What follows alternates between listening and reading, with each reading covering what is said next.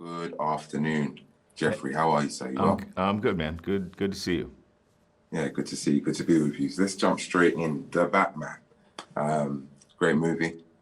Just watched it, and I wondered straight off the bat what, without giving too much away, of course, what your favorite part of the movie and being a part of this was. Oh, there are a lot of elements of this film that I really love and are what drew me to want to be a part of it once I read the script. The really remarkable thing about the film, having seen it now, is that it really is the film that was on the page. And Matt realized that vision completely, and he did it with, a great group of actors and a really brilliant group of artists working behind the scenes. I think maybe my favorite part of the film, and it's a character in a way that it hasn't necessarily been in the past, is Gotham, is the city. It's so dense, so comprehensive. It's beautiful, but also decayed, and it surrounds us and the story in a way that provides so much information, I think, within the film. And that tone and that aesthetic was described in the script in a way that really helped shape what I was doing. Here's Gordon in the middle of this mad city, doing the best he can to keep his head above water and and protect the citizenry. But that city is pressing in on him, and you get that sense in this film in a really wonderful cinematic way. Touching on some of the actors involved, I thought yourself and Robert Pattinson bounced off each other really well. I wondered, have you worked with each other as closely prior? And what was the experience like for you? No, it was my first time working with Rob, and I don't know how these things happen. We got together. We'd met, I guess, before, maybe once or twice, maybe, and then we get together here and we start to work and talk and rehearse a bit, and then the camera rolls on the first day, and the first scene that we shot was that scene of the two of them, Batman and Gordon, walking into this crime scene. We've seen it in the trailers with the cops kind of peering at them, with weird curiosity.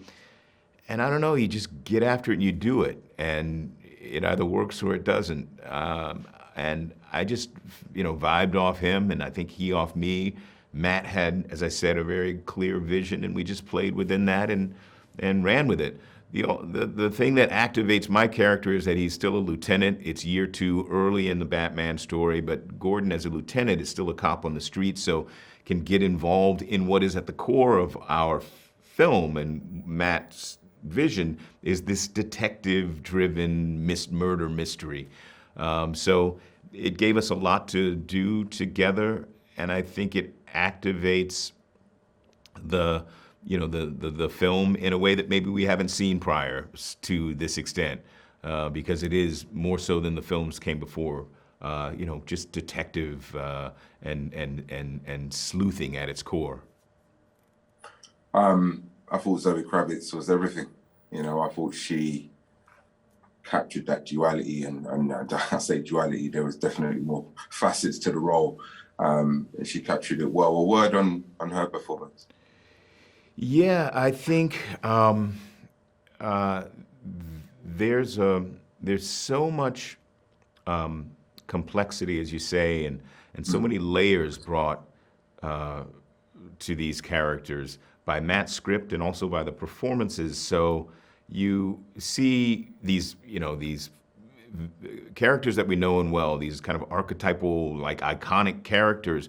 But I think we really get an opportunity to get underneath all of that, all of the veneer, and get at what drives them in a way that serves the interest of the franchise and of the film. And Zoe captures that so well. We understand, the kind of duality that exists within Catwoman. She's not like she's got, real valid reasons for how she's going about surviving in Gotham, and Zoe explores that beautifully, and she's got that feline thing about her that's undeniable, and just I tell you the thing,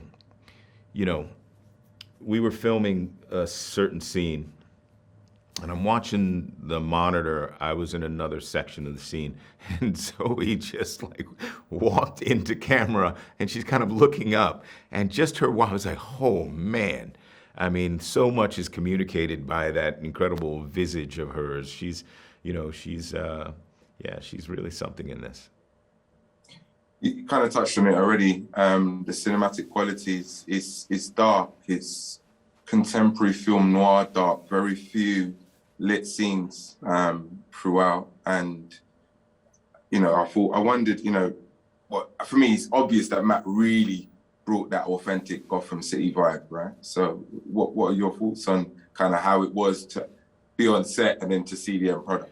Yeah, no, it was really interesting from a filmmaking standpoint. Greg Fraser, our DP, who was just nominated for an Academy Award for Dune, is an absolute artist. He just paints with light and paints with shadow. So we'd be filming a scene, and I was looking around and saying, are they gonna light this? And it's so specific and so subtle, and it really helped shape the kind of internal attitude. Just wonderful. And I found myself every day just watching Greg work and just looking in the monitor and realizing that he was doing so much of our work for us. I remember looking at one shot, I was like, man, all I need to do is stand right there. And the lighting and the city around us is saying so much. He does things with just streaks of color here and there, streaks of orange in the background, streaks of a kind of pinkish thing there that just highlight the beauty and decay of Gotham in such a wonderful way. I mean, I can't overstate it. It's just beautiful, beautiful, subtle work that in the end only serves to make our Gotham all the more Gothic. Yeah, it was definitely the standout feature for me of the movie. But as well, you get, James Chinlin, our production designer, likewise with him. I don't think we've seen a Gotham like this. And that's a function of, a brilliant mind that pulled this thing together in the way that I agree. Totally agree with that. Yeah, totally agree with that. I found myself thinking about the mind that would have already seen what had been presented to us, in the end. So it's a great feat. Last question. Were you a DC fan? This is obviously based off of the DC characters. And how do you think this will resonate with them as an audience? They're gonna have a lot to say, right? Yeah, I was a fan of Batman through the TV series originally when I was 8 years old, after school. That series was on, it was early mid 70s, and I was crazy Batman fan. Every day after school, it was Batman, Ultraman, Speed Racer, that trifecta. And I loved the series because it was so well done. They were kind of winking at the comics a little bit, but still the performances were brilliant. It looked wonderful, particularly to a kid at that time.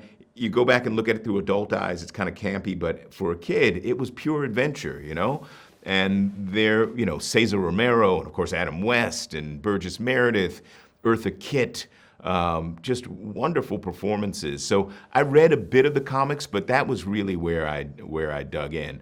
In preparing for this, I went back and read the Golden Age stuff, Bronze Age stuff, the contemporary stuff to understand how Gordon tracked. And that was a great little journey and really informative. So as far as DC fans and their take, if you love DC, if you love Batman, man, it's gonna be hard not to love this film, because Matt is I don't know if I've met more intense fans of the series than Matt, and he really treated it gentle and tried to honor, those 80 years with this film. And I think his thinking is that if he honored that, then he would honor the passions of fans as well. And that's where my head was too. Just do what we can with this story to the best that we're able, because it's all there on the page. And if we do that, then fans are going to dig it as well. I think, you can't please everybody. You don't want to, but I think people are going to be. I think their expectations are going to be blown out. I think their heads are going to be wide open when they see this.